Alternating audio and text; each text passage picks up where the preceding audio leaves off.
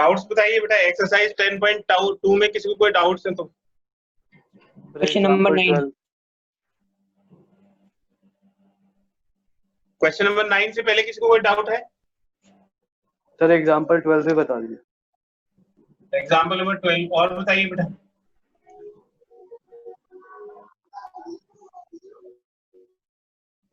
Sir 15 और 16। Question number 15 and 16। Sir 10। Question number 10।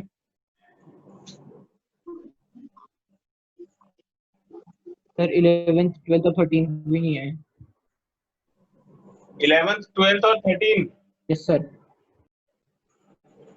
Sir 14 का second part.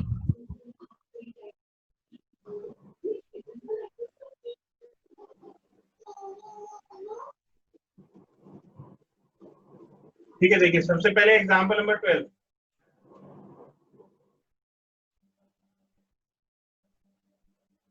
The Fahrenheit temperature F and absolute temperature K satisfy a linear equation. ये F और K जो है satisfy a linear equation.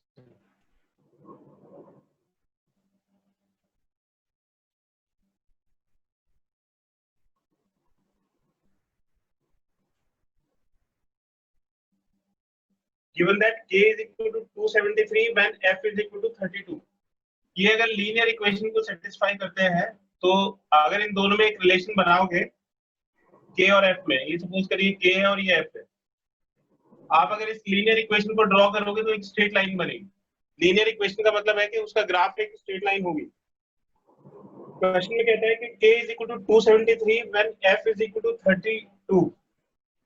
अगर K की value 273 है तो F की वैल्यू 32 होगी। तो ये एक पॉइंट दिया हुआ K यानी कि x एक्सिस पे जो कोऑर्डिनेट है वो 273 और F की वैल्यू 32 है। When F is equal to K is equal to 373, K की value 373। When F is equal to 212, F हो जाएगा 212। ये दूसरा पॉइंट इसके ऊपर दिया हुआ है। Express K in terms of F, K को F के टर्म्स में एक्सप्रेस करिए तो इसका जो जनरल पॉइंट है वो x कोऑर्डिनेट हो जाएगा K और y कोऑर्डिनेट हो जाएगा F। जैसे हम xy के केस में xy इसको लेता है, वैसे ही इस केस में K और F इसका जनरल पॉइंट आ जाएगा। तो आप ये देखिए कि ये तीनों पॉइंट एक स्ट्रेट लाइन में हो गए, तो इसमें कोलिनियरिटी वाली कंडीशन यूज कर सकते हैं। Now A, B, P are collinear, तो ये कोलिनियर हो गए। अगर ये कोलिनियर हो गए तो AB का स्लोप BP के स्लोप के इक्वल आ जाएगा। AB का स्लोप निकालिए, y2 minus y1, 212 minus 32 divided by x2 minus x1, 373 minus 273. Slope of B है f minus 212 divided by k minus 373.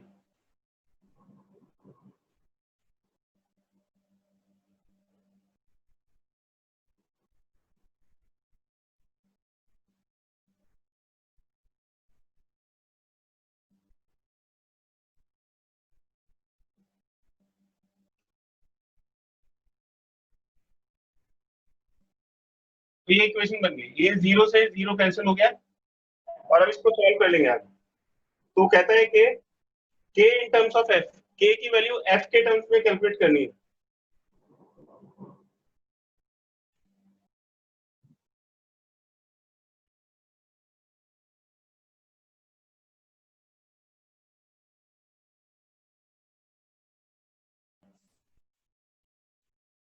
तो k की वैल्यू f के टर्म्स में हमें कैलकुलेट करनी है। ये कट जाएगा 2 9 18 और 2 5 10, k minus 273, 373। इसको इधर लेके आ गए, ये 9/5 उधर जाके 5/9 आ जाएगा इंटू f minus 212 और k की वैल्यू हो जाएगी 5/9 इंटू f minus 212 प्लस 373।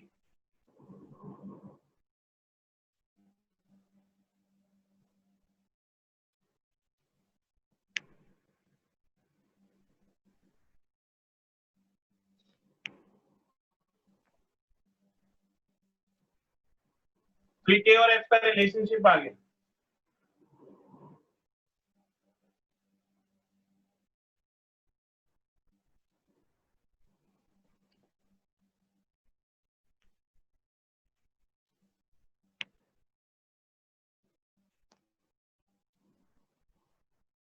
अब इसमें कहता है कि when k is equal to 0 find the value of f। तो अगर k को 0 सब्स्टिट्यूट कर देंगे तो f की वैल्यू बताइए, f की वैल्यू क्या होगी। देखिए जैसे मैंने इसमें bf का स्लोप लेके ये निकाला है, वैसे ही आप इसमें ये p की जगह आप इसमें ap का स्लोप भी ले सकते हैं, और जब ap का स्लोप लेंगे तो उसमें ये f माइनस 212 की जगह f माइनस 32 आ जाएगा। तो जैसे बुक में करा हुआ है, बुक में इसका स्लोप लिया हुआ है f माइनस 32 का, तो ये रिलेशन भी करेक्ट। अब k को 0 लेके f की वैल्यू कैलकुलेट करिए कि f कितना होगा। तो इसमें k को 0 सब्स्टिट्यूट कर दीजिए तो f की वैल्यू आ जाएगी। k इज इक्वल टू 0 और ये 5/9 f माइनस 212 प्लस 373, और इससे f की वैल्यू निकाल लेंगे तो ये minus 373 is equal to 5/9 f minus 212। ये जो 5/9 है ये 9/5 हो जाएगा is equal to f minus 212, और f की वैल्यू हो जाएगी माइनस 373 इंटू 9/5 प्लस 212। ठीक है, इसको सॉल्व करोगे तो f की वैल्यू आ जाएगी।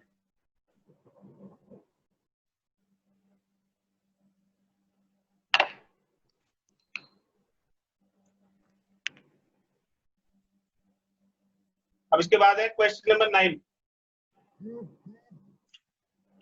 9 से पहले किसी को कोई डाउट है तो बताइए बेटा।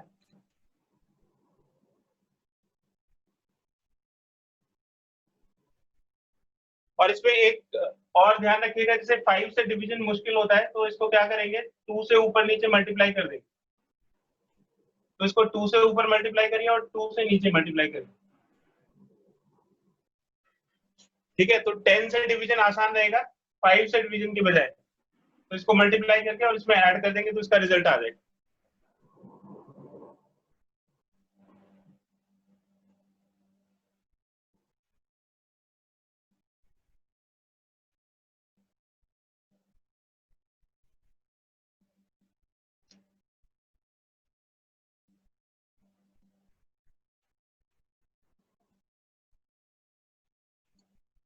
क्वेश्चन नंबर 9 देखिए।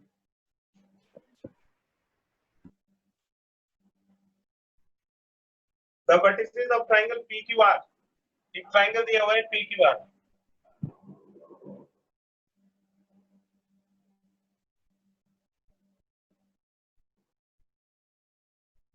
P के कोऑर्डिनेट्स गिवन है 2,1, Q के कोऑर्डिनेट्स गिवन है -2,3 और R के कोऑर्डिनेट्स गिवन है 4,5। Find equation of median through the vertex R। R से जो मीडियन जाएगी उसकी इक्वेशन बतानी है। तो इसका मिड पॉइंट हो गया M, तो ये R से जाने वाली मीडियन हो गई।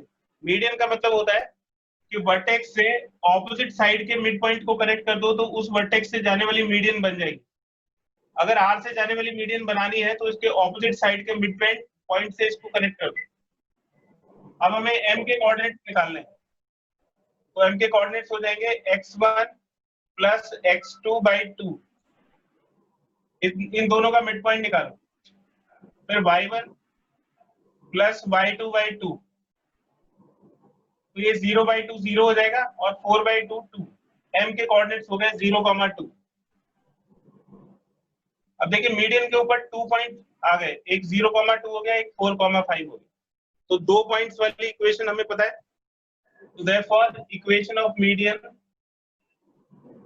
Rm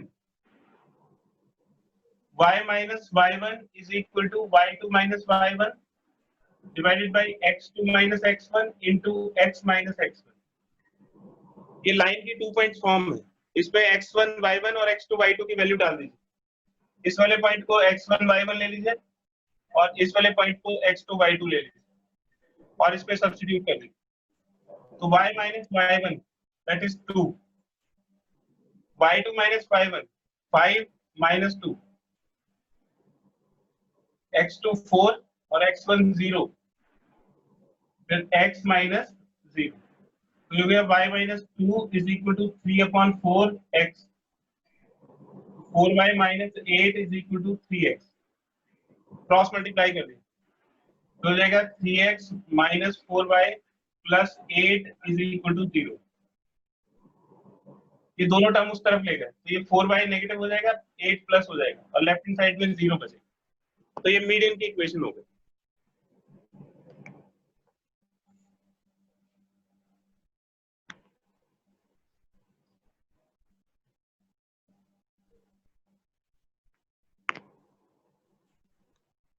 इसका एक स्क्रीनशॉट ले लीजिए। तो एक बार फिर से समझा दो प्लीज।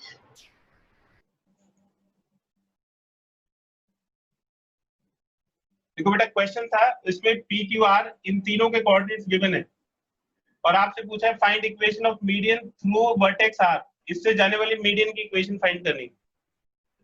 तो इससे मीडियन बनाएंगे तो इसके ऑपोजिट ये जो साइड है इसका मिड पॉइंट से इसको करेक्ट कर दीजिए, ये मीडियन हो गई, आर से जाने वाली मीडियन।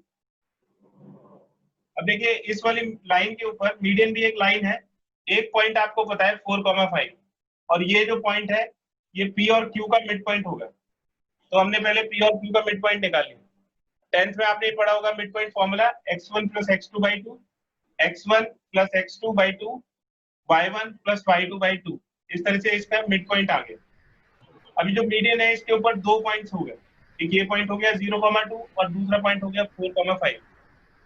तो लास्ट क्लास में आपको कई सारी इक्वेशंस लिखवाई थी लाइन की, उसमें एक था 2 पॉइंट फॉर्म। अगर लाइन के ऊपर 2 पॉइंट्स दे रखे हैं तो ये फॉर्मूला होता है y minus y1 is equal to slope, slope को ऐसे निकालते हैं y2 minus y1 upon x2 minus x1 से into x minus x1। इसमें x1 y1 एक पॉइंट हो जाएगा और x2 y2 दूसरा पॉइंट हो जाएगा। तो इसमें जहां जहां पे x1 y1 और x2 y2 है उन सब की वैल्यूज पुट कर दीजिए। तो y1 की वैल्यू 2 हो गई, इन सब की वैल्यूज डाल के ये लाइन की इक्वेशन आ जाएगी।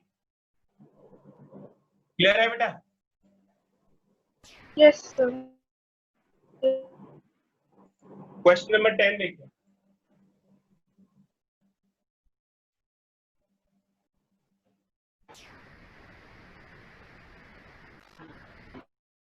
क्वेश्चन नंबर 10 है find the equation of line passing through -3,5।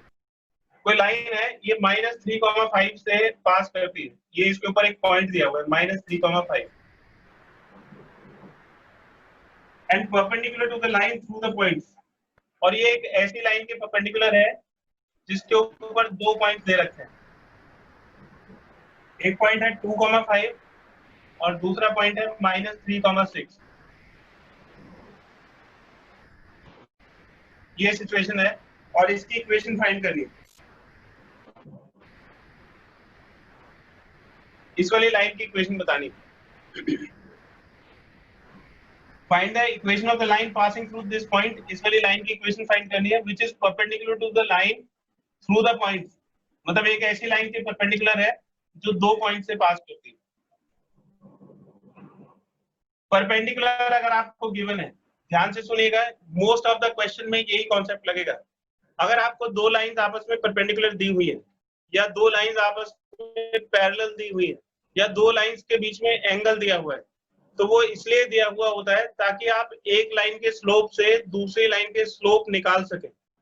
आप जरा रिकॉल करिए फर्स्ट एक्सरसाइज में आपने क्या किया था। अगर दो लाइन आपस में पैरेलल है तो उनका स्लोप इक्वल होता है।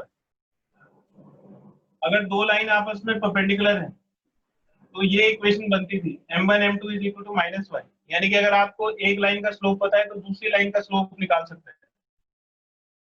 अगर दो लाइन के बीच में थीटा एंगल है तो इसका फॉर्मूला होता है tan theta is equal to modulus m2 minus m1 upon 1 plus m1 m2।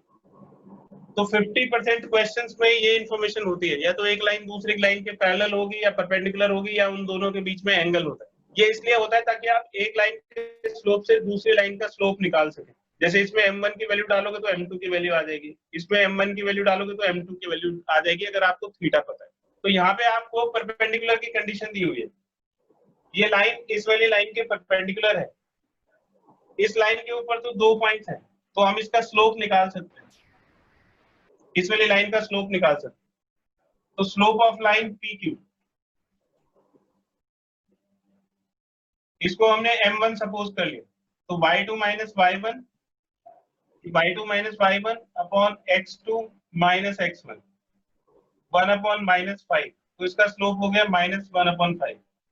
Late slope of required line, और जिस लाइन की इक्वेशन हमें जरूरत है उसको हमने स्लोप को m2 कंसीडर कर लिया, because lines are perpendicular to each other. ये दोनों लाइंस आपस में एक दूसरे के परपेंडिकुलर हैं, और परपेंडिकुलर की कंडीशन होती है m1 into m2 is equal to -1। तो इसमें एक का स्लोप रखेंगे तो दूसरे का स्लोप आ जाएगा, तो ये -1 upon 5 into m2 is equal to -1। ये माइनस से माइनस कैंसिल हो जाएगा और m2 की वैल्यू 5 आ जाएगी, यानी कि इस वाली लाइन का जो स्लोप है वो 5 हो गया। अब इसमें कौन सी फॉर्म लगाएंगे स्ट्रेट लाइन की, इसका हमें स्लोप पता है और पॉइंट पता है, तो अगर आपको स्लोप और पॉइंट पता है तो उससे हम लाइन की इक्वेशन निकाल सकते हैं। Therefore equation of required line is y minus y1 is equal to slope times x minus x1।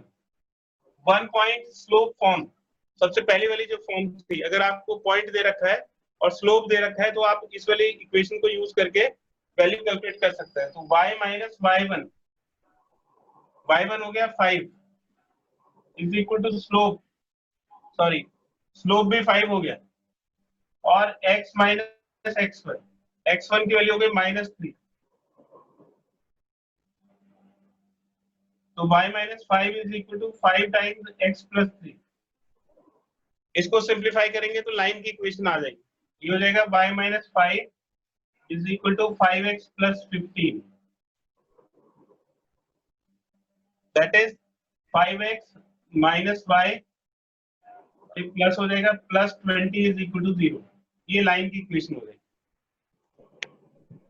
तो इसको जरूर ध्यान रखिएगा कि आपको जब भी लाइंस आपस में परपेंडिकुलर या पैरेलल दी हुई होती है या उनके बीच का एंगल दिया हुआ होता है, तो उसका यूज यही है कि आप एक लाइन के स्लोप से दूसरी लाइन का स्लोप निकाल सकते हैं। इसका एक स्क्रीनशॉट ले लीजिए।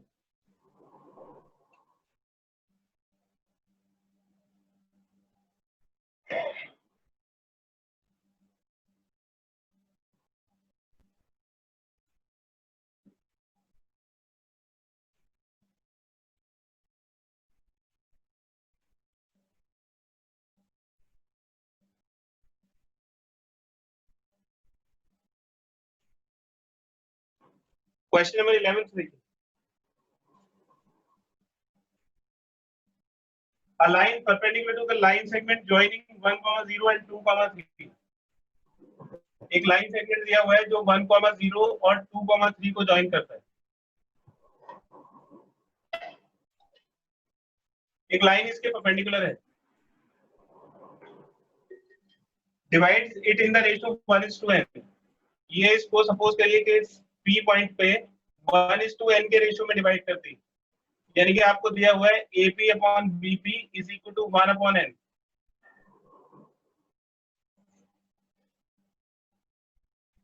आप इसके P के कोऑर्डिनेट्स निकाल सकते हैं।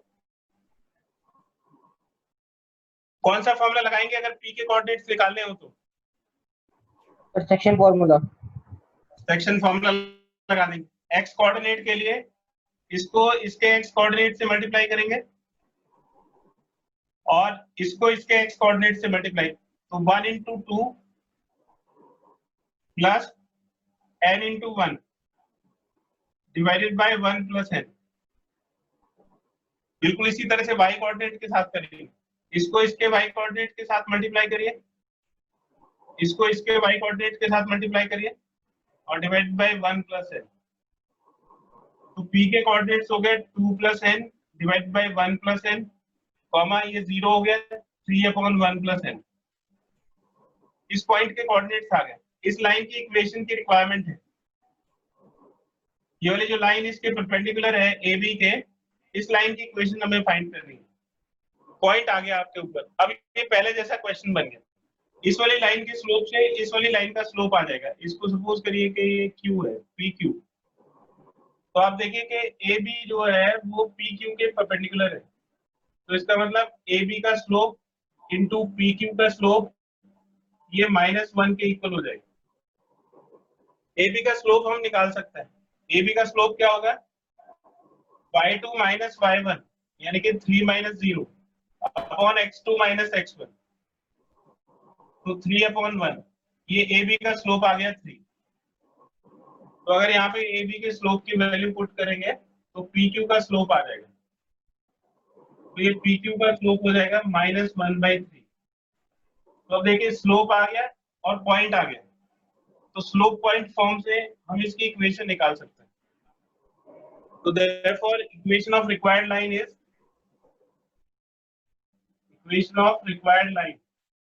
y minus y1 3 upon 1 plus n is equal to slope x minus x1 2 plus n upon 1 plus n। ठीक है, अब इसको सिंप्लीफाई करना है। सिंप्लीफाई करने के लिए जो भी एलसीएम है उससे पूरी इक्वेशन को मल्टीप्लाई कर दीजिए। तो एलसीएम कितना हो जाएगा, multiplying by 3 times 1 plus n। तो इस पूरे का एलसीएम हो जाएगा 3 टाइम्स 1 प्लस n। तो इससे मल्टीप्लाई करोगे तो ये इक्वेशन बिल्कुल प्लेन हो जाएगी। इसको मल्टीप्लाई करिए 3 times 1 plus n into y. इसको मल्टीप्लाई करेंगे तो 1 प्लस n कट जाएगा और 3 3 जा 9 हो जाएगा। इसको मल्टीप्लाई करेंगे 3 कट जाएगा तो -1 प्लस n इंटू एक्स। ये माइनस माइनस प्लस हो जाएगा और 3 इंटू 1 प्लस n कट जाएगा, तो ये +2 प्लस n आ जाएगा। तो देखिए इक्वेशन बिल्कुल प्लेन हो गई। अब x वाले टर्म को इसको लेफ्ट हैंड साइड में लाएंगे तो 1 plus n into x plus 3 times 1 plus n into y. ये -9 और ये -2 -11 और n को इधर ले आएंगे तो -n इज इक्वल टू 0। ये लाइन की इक्वेशन है।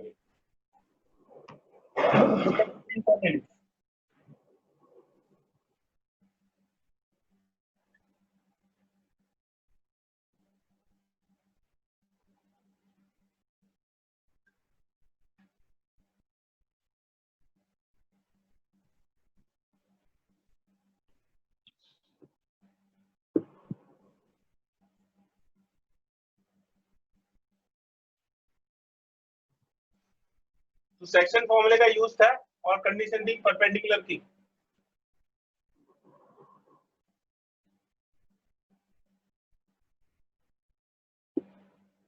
क्वेश्चन नंबर 12 देखिए।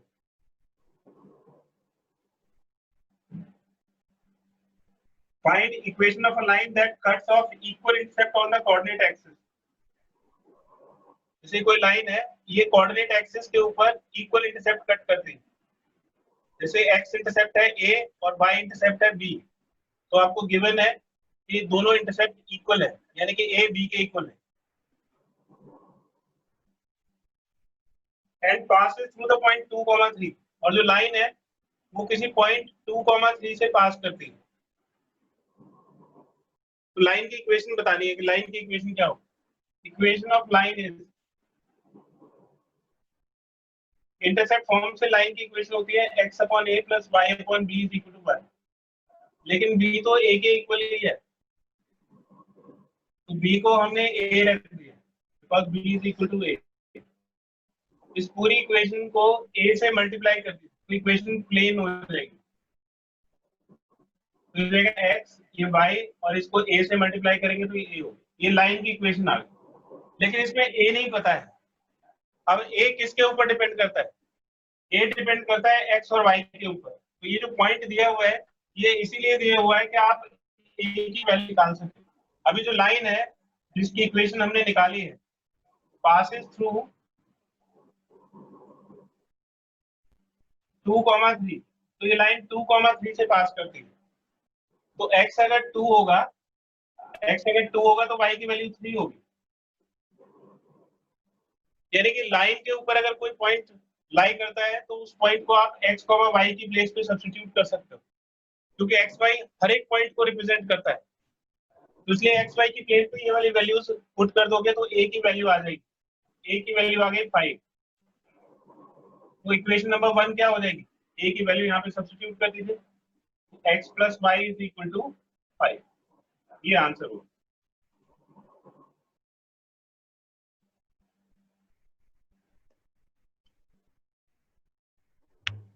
सर अगर जो इक्वेशन आई है, अगर वो मतलब कभी कोई और क्वेश्चन जैसे कोई और टाइप का है और उसमें हमें दिखाना है कि एक्स और वाई की वैल्यू पुट करके इक्वेशन इक्वल नहीं आई, तो सर तब क्या आंसर होगा? पॉसिबल नहीं है बेटा। अगर कोई लाइन के ऊपर कोई पॉइंट आएगा तो ये जो x और y कोऑर्डिनेट्स हैं, ये x y कोऑर्डिनेट्स उस पॉइंट को जरूर सेटिस्फाई करेंगे, क्योंकि x y उस लाइन के ऊपर जनरल पॉइंट होता है। तो ऐसा कभी नहीं हो सकता कि कोई पॉइंट है और वो इक्वेशन को सेटिस्फाई ना करे। तो पॉइंट अगर लाइन के ऊपर लाई करेगा तो वो जरूर उस इक्वेशन को सेटिस्फाई करेगा। Okay sir.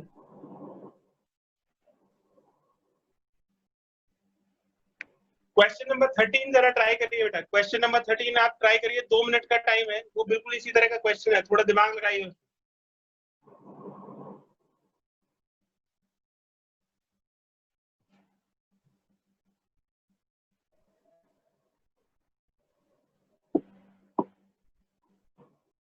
Question number 13, find equation of line passing through 2, 2।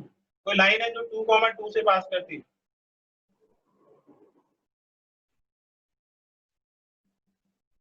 And cutting of intercept on the axis whose sum is 9। ये इंटरसेप्ट हो गए और गिवन है कि इनका सम 9 के इक्वल है, a + b = 9। ठीक है, तो अब लाइन की इक्वेशन बताइए।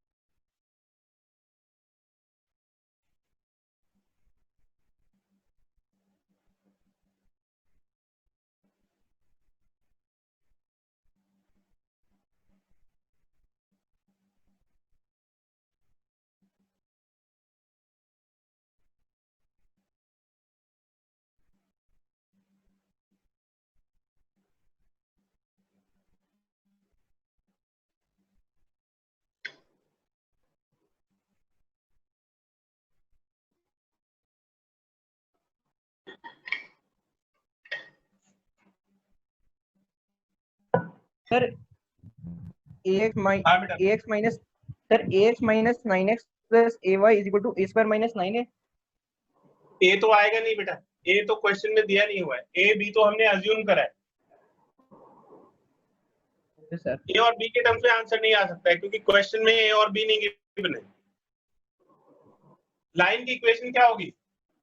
x/a + y/b = 1। यहां से हम b की वैल्यू निकाल सकते हैं, x/a + y/9 - a = 1। ये लाइन की इक्वेशन होगी। अगर हमको a मिल जाए तो ये लाइन की इक्वेशन कंप्लीट हो जाएगी। इसके लिए ये इंफॉर्मेशन दी हुई है कि ये लाइन इस पॉइंट से पास करती है। तो लाइन 1 passes through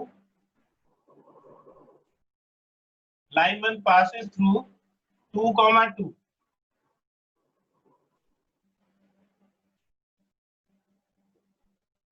तो ये पॉइंट इस इक्वेशन को सेटिस्फाई करेगा। सेटिस्फाई करने का मतलब है कि ये x की वैल्यू हो जाएगी और ये y की वैल्यू हो जाएगी।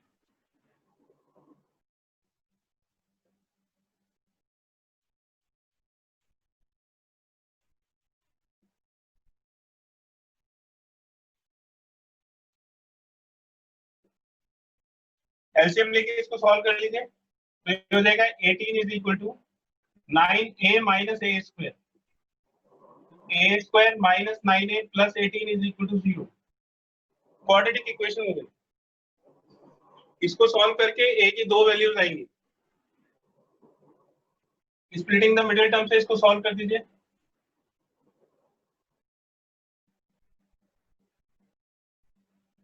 a कॉमन लीजिए तो a माइनस 3 और फिर माइनस 6 कॉमन लेंगे तो a minus 3 is equal to 0। तो ये a minus 3 into a minus 6 is equal to 0। a minus 3 is equal to 0 और a इज इक्वल टू 6। तो दो केस बनेंगे इसमें। Case first a is equal to 3 और केस सेकंड हो जाएगा a is equal to 6। Line की equation आ जाएगी इक्वेशन नंबर 1 से, इसमें a की वैल्यू डाल दीजिए। तो x अपॉन 3 प्लस यहाँ पे a को 3 डालोगे तो 9 माइनस 3 6 हो जाएगा, तो y upon 6 is equal to 1। एक आंसर तो ये होगी। और दूसरा हो जाएगा जब a को 6 डालेंगे तो x अपॉन 6 और y upon 9 minus 6 3 is equal to 1। दूसरा आंसर ये होगा। ठीक है, तो ये दो स्ट्रेट लाइंस हो सकती है, एक ये वाली लाइन और एक ये वाली लाइन।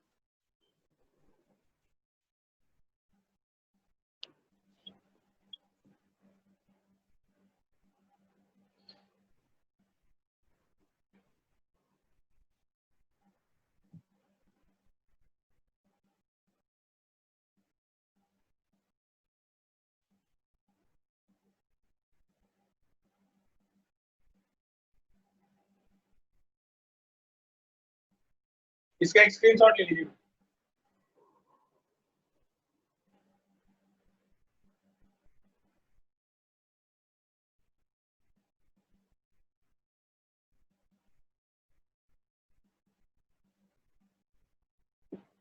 क्वेश्चन नंबर 14,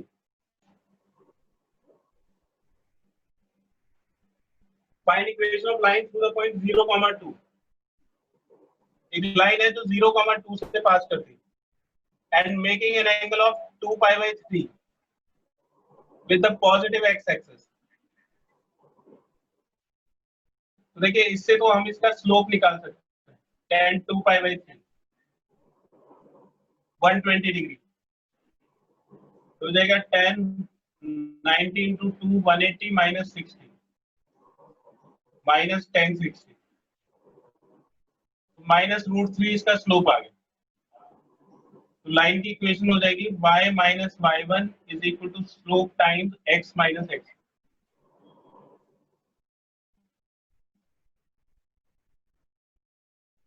तो y minus 2 is equal to minus √3x, √3x plus y minus 2 is equal to 0।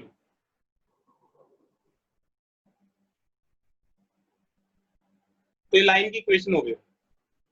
अब इसके सेकंड पार्ट में पूछा है find the equation of line parallel to it 2 units below the origin.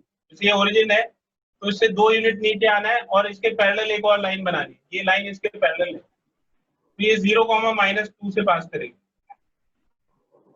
अगर origin से 2 unit नीचे आओगे तो ये वाला पॉइंट हो जाएगा 0, -2। और ये वाली जो लाइन है L2 ये L1 के पैरेलल है because L2 is parallel to L1। तो इसका मतलब है कि इनका स्लोप इक्वल होगा। तो इसका स्लोप भी इतना ही होगा जितना इसका स्लोप है और पॉइंट ये दिया हुआ है। तो इसकी इक्वेशन हो जाएगी therefore its equation is y minus y1 is equal to slope times x minus x1। तो y1 तो हो जाएगा -2 स्लोप -√3 और x1 हो गया 0। तो ये -√3x लेफ्ट हैंड साइड में आएगा तो √3x फिर ये प्लस y और ये माइनस माइनस +2 हो जाएगा तो +2 इज इक्वल टू 0।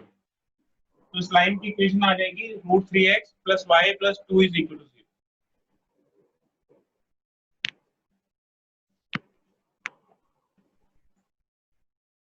इसका एक स्क्रीनशॉट ले लीजिए।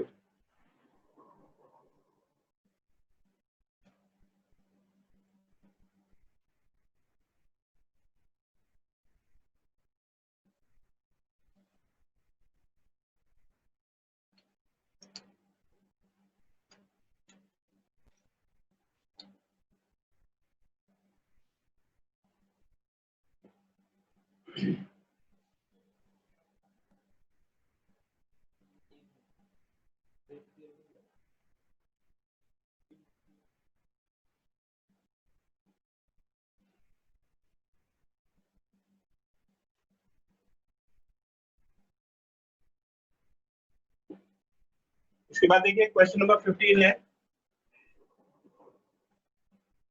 perpendicular from origin to a line meets it at the point -2,9।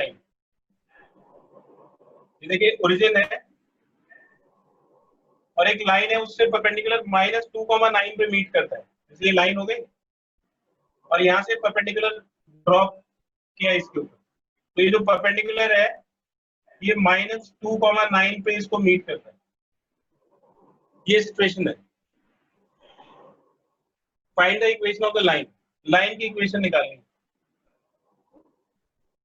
तो मैं इसका हिंट दे रहा हूँ, आप अपने आप करिएगा। ये जो लाइन है इसके ऊपर पॉइंट दिया हुआ है, आपको इसके स्लोप की जरूरत है।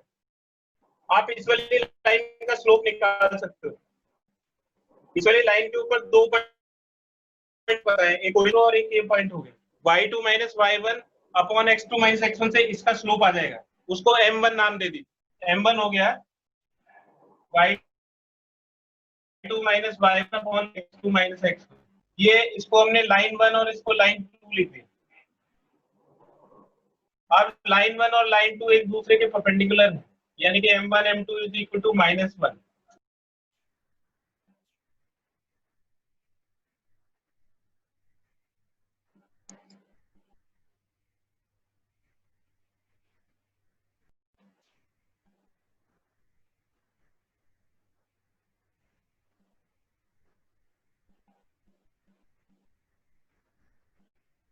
देखिए बेटा, ये वाली जो लाइन है जो ओरिजिन से और -2.9 को कनेक्ट करती है, इसको हमने L1 लिखा और इसका स्लोप m1। और क्योंकि ये दोनों लाइन एक दूसरे के परपेंडिकुलर हैं, तो हम एक लाइन के स्लोप से दूसरी लाइन का स्लोप निकाल सकते हैं। तो यहाँ पे हमने लगा दिया m1 m2 is equal to -1। ये माइनस से माइनस कट जाएगा और m2 की वैल्यू हो जाएगी 2/9। तो देखिए अब इस वाली लाइन के ऊपर इक्वेशन ऑफ रिक्वायर्ड लाइन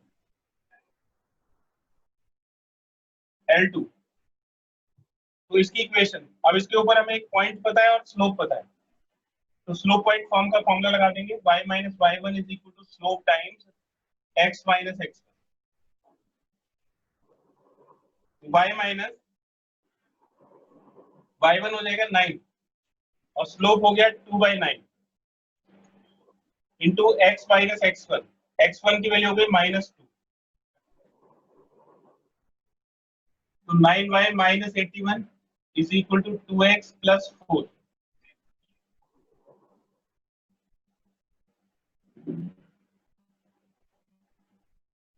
ये इस लाइन की इक्वेशन होगी। तो आप जब डायग्राम बनाओगे तो डायग्राम बनाते ही आपको क्लियर हो जाएगा कि जो कंडीशन दी हुई है, कंडीशन इसलिए होती है कि आप परपेंडिकुलर से या पैरेलल से स्लोप्स को आपस में रिलेट कर सकें। तो डायग्राम जरूर बनाइए, डायग्राम बनाते ही आपको सारी पिक्चर क्लियर हो जाएगी।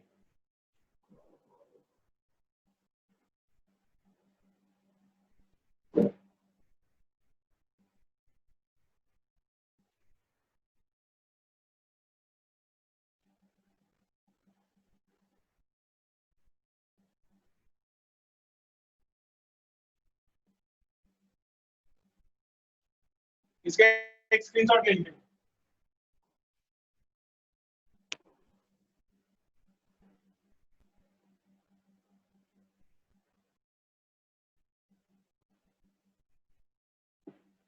क्वेश्चन नंबर 16 देखिए।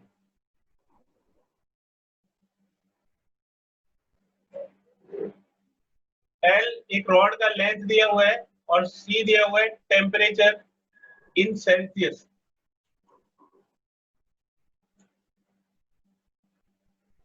L and C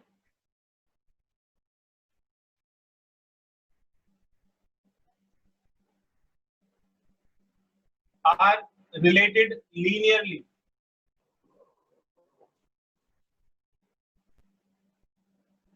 देखिए लिखा हुआ है कि length is a linear function of its Celsius temperature. जो लेंथ है वो सेल्सियस टेम्परेचर का लीनियर फंक्शन है। इसका मतलब है कि वो दोनों आपस में लीनियरली रिलेटेड है, मतलब एक स्ट्रेट लाइन बनाते हैं। तो अगर आप इनका ग्राफ बनाओगे तो ग्राफ में एक स्ट्रेट लाइन बनेगा। ये सपोज करिए एल है और ये वाला जो एक्सिस है वो सी है। If l is equal to 124.942, l की वैल्यू अगर 124.92 है तो सी की वैल्यू है 20। ये एक पॉइंट लिया है। If l is equal to 125.134 तो सी की वैल्यू दे रखी है 110। ये दूसरा पॉइंट होगा। तो कहता है express L in terms of C. L को सी के टर्म्स में बताइए कि एल सी के टर्म्स में कितना होगा। इसको हमने पी पॉइंट सपोज कर लिया।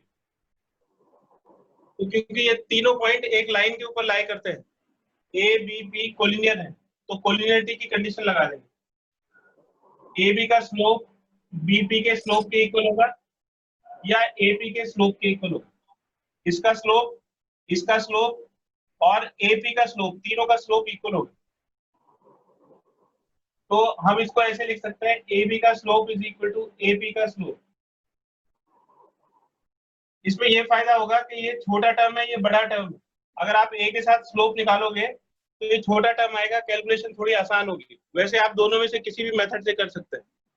ये बिल्कुल ऐसा क्वेश्चन है जैसे एग्जांपल नंबर 12 था। अब ए बी का स्लोप निकालिए, y2 minus y1 upon x2 minus x1।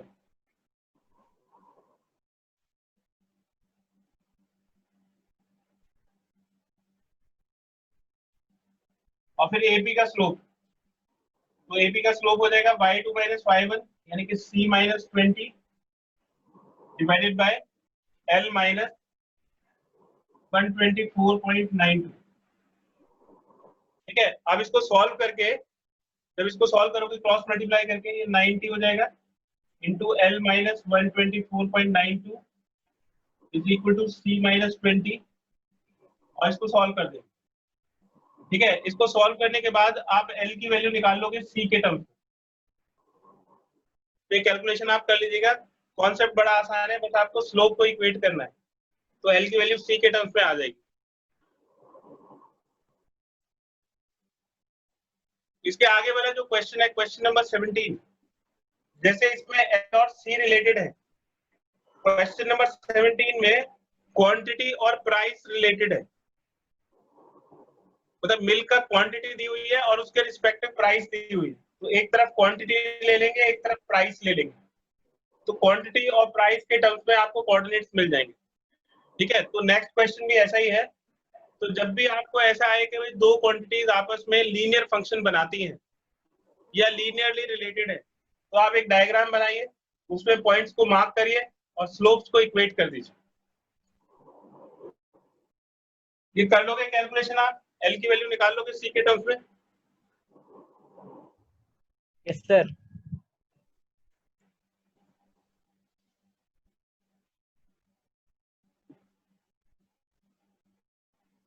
Calculate L in terms of सी।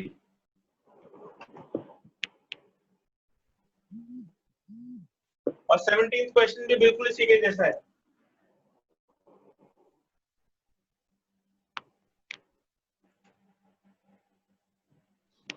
इसका एक स्क्रीनशॉट ले लीजिए।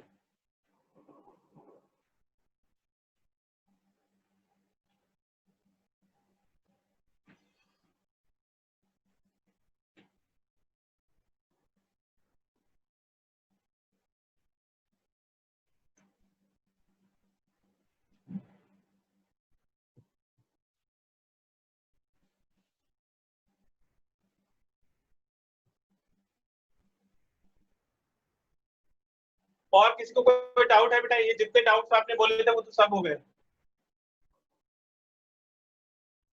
सर 16 तक ही किए थे। बस यही तक करें अभी।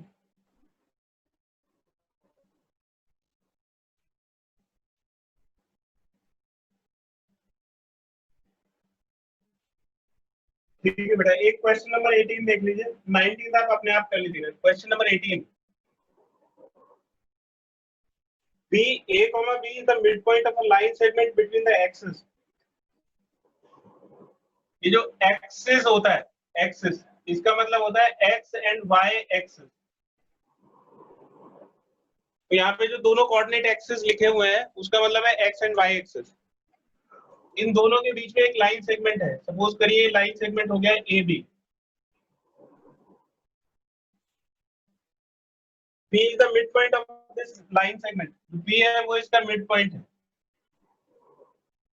B इसका मिड पॉइंट हो। So that equation of the line is true. Equation of line is x upon a plus y upon b is equal to 2. तो ये हमें प्रूव करना है कि लाइन की इक्वेशन ये है। तो देखिए डायग्राम में, जैसे डायग्राम बना हुआ है, इस डायग्राम में आप कौन सी इक्वेशन यूज कर सकते हो? पॉइंट स्लोप फॉर्म, या स्लोप इंटरसेप्ट फॉर्म, या नॉर्मल फॉर्म, या इंटरसेप्ट फॉर्म, या 2 पॉइंट फॉर्म। जिस तरह से ये डायग्राम बना हुआ है इसको देखिए कि ये किस फॉर्म का क्वेश्चन बनता है।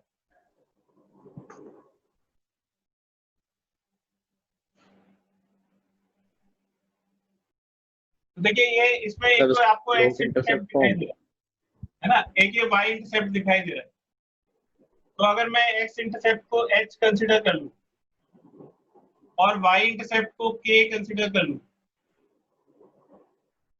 तो लाइन की इक्वेशन क्या हो जाएगी? एक्स अपॉन ए, और यहाँ पे ए की वैल्यू एच है, plus y upon b, b की वैल्यू के है। ये लाइन की इक्वेशन आ गई। लेकिन एच और के में आंसर नहीं आ सकता है। एच और के में आंसर इसलिए नहीं आ सकता है क्योंकि क्वेश्चन में एच और के गिवन नहीं है, हमने एच और के को अज्यूम करा है। तो अब हमें कुछ करके एच और के की वैल्यू निकालनी पड़ेगी। तो अगर ये डिस्टेंस h है तो हमें a के कोऑर्डिनेट्स मिल जाएंगे h, 0, और ये वाली डिस्टेंस b है तो हमें b के कोऑर्डिनेट्स मिल जाएंगे 0, k। अब हम h और k की वैल्यू a b के टर्म्स में निकाल सकते हैं मिड पॉइंट को यूज करके। तो देखिए गिवन है p is mid point of ab, p है वो ab का मिड पॉइंट है। तो मिड पॉइंट का फॉर्मूला लगा दीजिए, x coordinate is equal to x1 plus x2 by 2, y coordinate is equal to y1 plus y2 by 2। ये हम क्यों कर रहे हैं? h और k की वैल्यू निकालने के लिए। तो यहाँ से h की वैल्यू हो जाएगी 2a, क्रॉस मल्टीप्लाई कर दिया, और 2b is equal to k। तो हमें h की वैल्यू मिल गई 2a और k की वैल्यू मिल गई 2b, और ये दोनों वैल्यूज यहाँ पे सब्स्टिट्यूट कर दीजिए। तो यहाँ पे h और k की वैल्यूज पे सब्स्टिट्यूट कर दो, h हो गया 2a और k हो गया 2b इज इक्वल टू 1। अब इससे 2 हटाना है हम, तो इस पूरी इक्वेशन को मल्टीप्लाई कर दीजिए 2 से। तो इसको 2 से मल्टीप्लाई करेंगे 2 कट जाएगा, x बाई a। इसको 2 से मल्टीप्लाई करेंगे 2 कट जाएगा, और इसको 2 से मल्टीप्लाई करेंगे तो 2 आ जाएगा। x upon a plus y upon b is equal to 2। ये लाइन की इक्वेशन।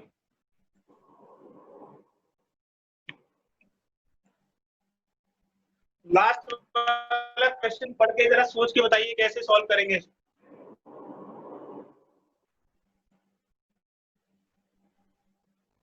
इसका एक स्क्रीनशॉट ले लीजिए। सर लास्ट क्वेश्चन में 2 पॉइंट्स की इक्वेशन डाल के तीसरे पॉइंट को उसमें पुट कर देंगे। इक्वेशन ऑफ लाइन का कॉन्सेप्ट यूज करना है। तो 3 पॉइंट दे रखे हैं, लेकिन हमें लाइन की इक्वेशन के लिए सिर्फ 2 पॉइंट्स की जरूरत होती है। जैसे ये एक लाइन के ऊपर 3 पॉइंट दे रखे हैं, 3, 0 और -2, -2 और 8, 2, कुछ इस तरह से दिया हुआ। प्रूव करना है कि तीनों पॉइंट एक लाइन के ऊपर लाई करते हैं और इक्वेशन ऑफ लाइन का कॉन्सेप्ट यूज करना है। तो आप इससे एक इक्वेशन निकाल लोगे ए बी, तो इन दोनों पॉइंट से एक लाइन की इक्वेशन निकालो, तो left hand side is equal to right hand side कुछ इक्वेशन बन जाएगी। अगर ये पॉइंट उसको सेटिस्फाई करेगा, मतलब लेफ्ट हैंड साइड में पुट करने पे अगर राइट हैंड साइड के इक्वल रिजल्ट आता है, तो इसका मतलब ये होगा कि ये पॉइंट भी उस लाइन के ऊपर लाई करेगा, मतलब ए बी के ऊपर लाई करेगा, तो ये तीनों पॉइंट कोलिनियर हो जाएंगे।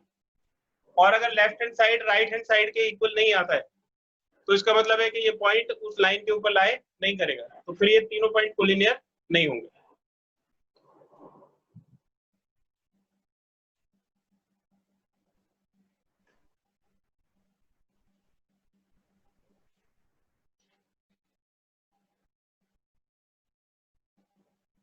पांच बजे किसी की क्लास है बेटा? आप लोग जितने हैं बैच में, किसी को 5 बजे कोई बिजी हो क्या आप? No sir. ठीक है, तो मैं आगे की एक्सरसाइज कराता हूँ फिर, है ना, 10 मिनट लगेंगे उसको। ठीक है, अब देखिए नेक्स्ट एक्सरसाइज में है general form, general equation of line.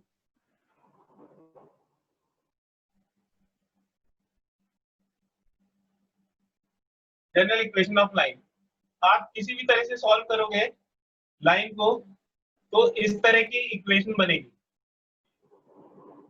Line की इक्वेशन लीनियर होती है। आप किसी भी फॉर्म से लाइन की इक्वेशन निकालिए, उसमें एक x वाला टर्म होगा, एक y वाला टर्म होगा और एक कांस्टेंट होगा। ठीक है, तो लाइन की इक्वेशन इस तरह से होती है। अब इसमें हम पढ़ेंगे कन्वर्जन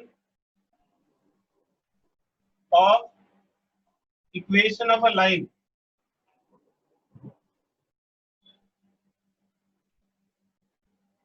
सबसे पहले जनरल टू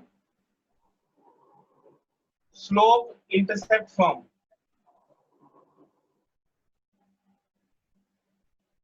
अगर आपको किसी लाइन को जनरल से स्लोप इंटरसेप्ट फॉर्म में कन्वर्ट करना है तो कैसे करेंगे? तो जनरल इक्वेशन है ax plus by plus c is equal to 0 और स्लोप इंटरसेप्ट फॉर्म है y is equal to mx plus c।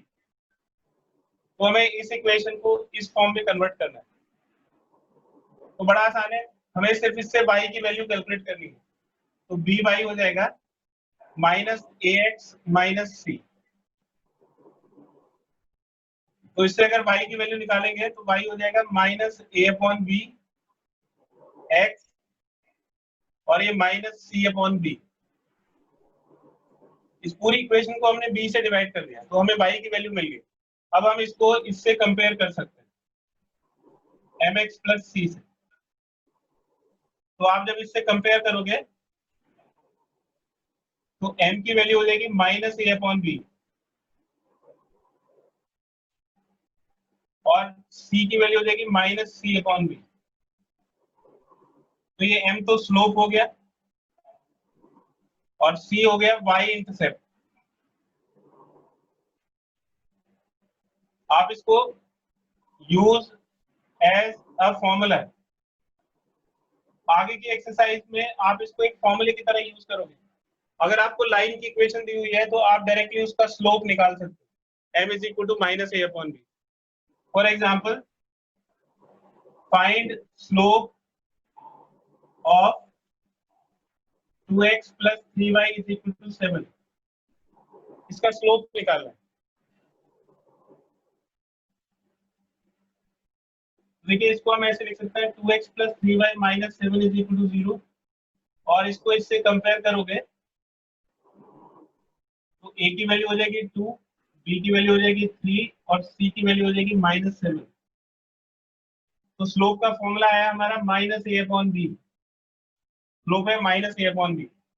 a मतलब कोएफिशिएंट ऑफ x और b मतलब कोएफिशिएंट ऑफ y, तो इसलिए इसका स्लोप हो गया माइनस 2 अपॉन 3। तो इस तरह से आप डायरेक्ट इक्वेशन से लाइन का स्लोप निकाल सकते हो। तो अगर आपको इक्वेशन दी हुई है तो स्लोप हो जाएगा minus a upon b, where a is coefficient of x and b is coefficient of y। a x का कोएफिशिएंट है और b y का कोएफिशिएंट। इसका एक स्क्रीनशॉट ले लीजिए।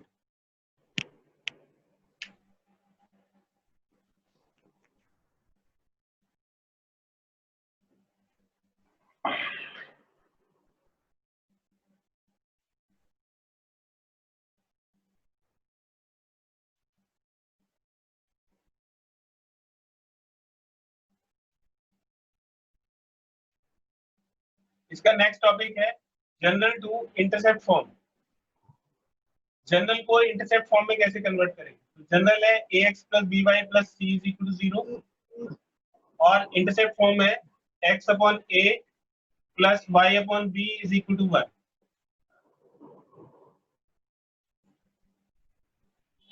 तो x और y वाले टर्म तो लेफ्ट साइड में रखेंगे और कांस्टेंट को राइट साइड में ले जाएंगे। अब जो राइट हैंड साइड है वो 1 होना चाहिए, तो इसको dividing both sides by -c। तो अगर इसको -c से डिवाइड करेंगे तो ये 1 हो जाएगा, तो ये हो जाएगा ax upon -c plus by upon -c is equal to 1। अब देखिए इसको हमें x रखना है ऊपर, तो a से डिवाइड कर दो ऊपर, a कट जाएगा और ये नीचे आ जाएगा -c/a।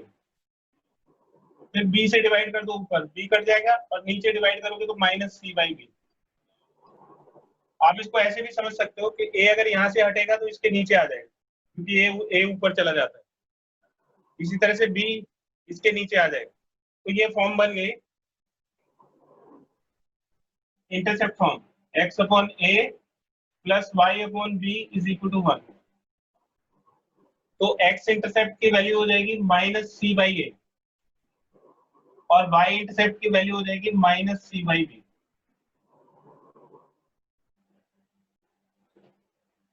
तो अगर आपको इक्वेशन दी हुई है तो आप डायरेक्टली x इंटरसेप्ट की वैल्यू निकाल सकते हैं या y इंटरसेप्ट की वैल्यू निकाल सकते हैं। एग्जांपल देखो, convert 2x minus 3y is equal to 5 in intercept form।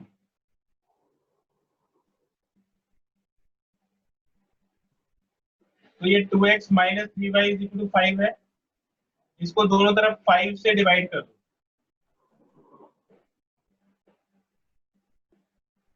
फिर ये 2 हटाओ यहाँ से, तो ये 5 के नीचे चला जाएगा। यहाँ से -3 हटाओ, तो ये 5 अपॉन -3 हो जाएगा इज इक्वल टू 1। ये इसकी इंटरसेप्ट फॉर्म होगी और आप इससे डायरेक्टली x इंटरसेप्ट निकाल सकते हो और y इंटरसेप्ट निकाल सकते हो। तो ये जो a है इसकी प्लेस पे तो 5/2 हो गया और b की प्लेस पे -5/3 हो गया। 5 अपॉन -3 को हम -5/3 लिख सकते हैं। तो a x इंटरसेप्ट 5/2 और b हो गया y इंटरसेप्ट -5/3। इसका एक स्क्रीनशॉट ले लीजिए।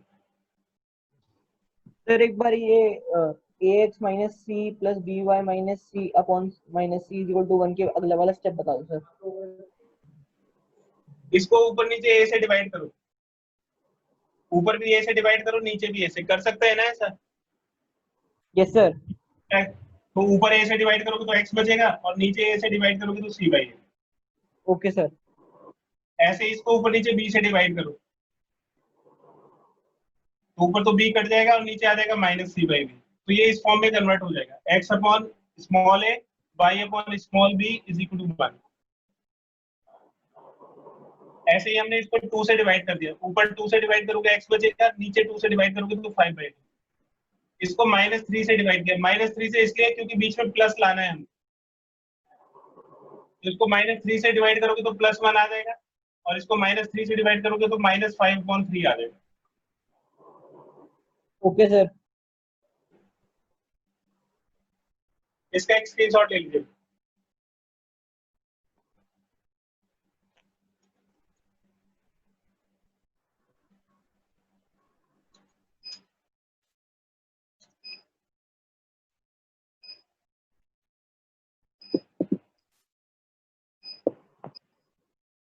नेक्स्ट टॉपिक है जनरल टू नॉर्मल फॉर्म।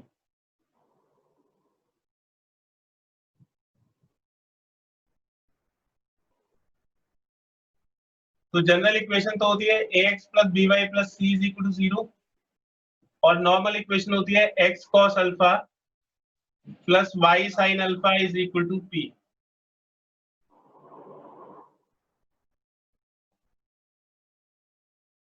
तो इसको एक एग्जांपल से समझेंगे। Convert √3x plus y is equal to 8 plus 8 is equal to 0 in normal form. तो इस इक्वेशन को नॉर्मल फॉर्म में कन्वर्ट करना है। तो हमें इस फॉर्म में इसको लेके जा रहा है। तो √3x plus y is equal to -8।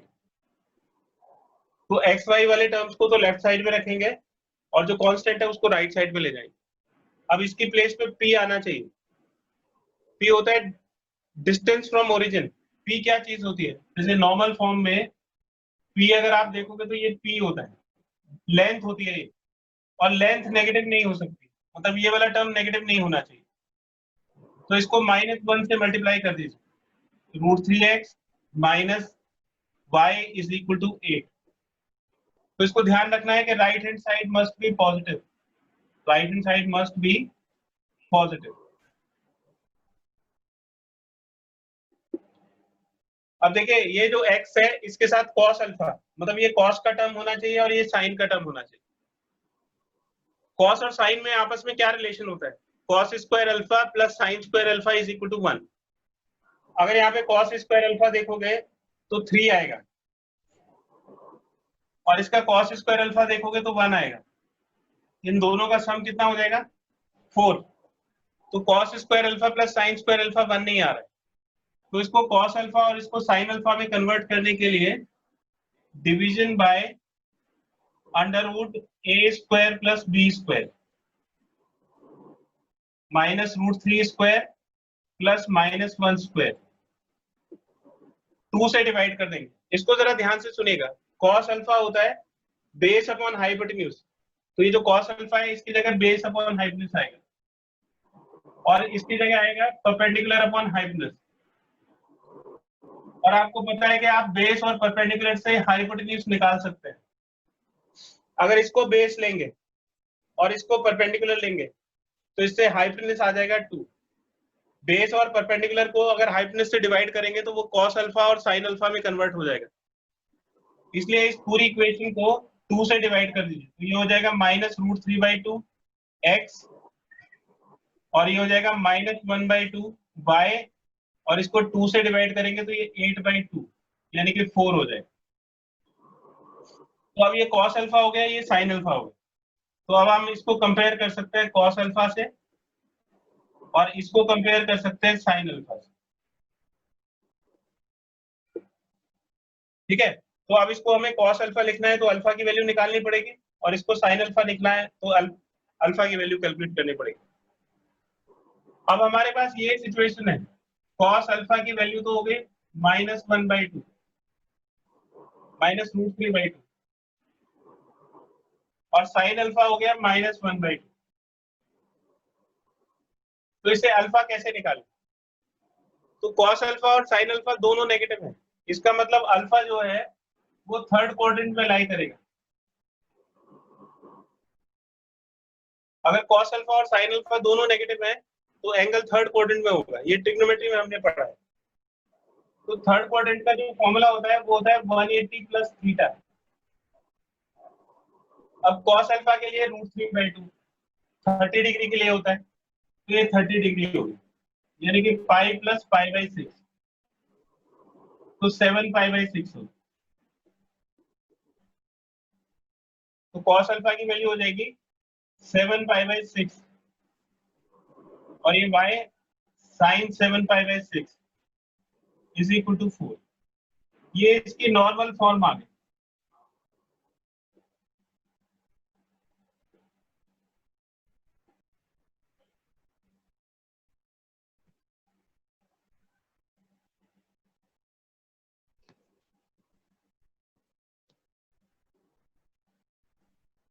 Exercise 10.3 के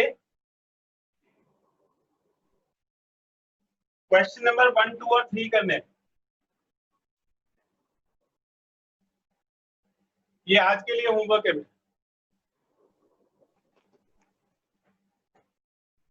ठीक है, तो आज इतना ही करते हैं। इन तीनों जो आर्टिकल बताए थे उसके ऊपर ये 3 क्वेश्चन हैं, फर्स्ट, सेकंड और 3, और इनके 3-3, 4-4 पार्ट हैं। ठीक है, तो पीछे का रिवाइज करोगे जो आज डाउट्स किए थे, और ये एक्सरसाइज करनी है।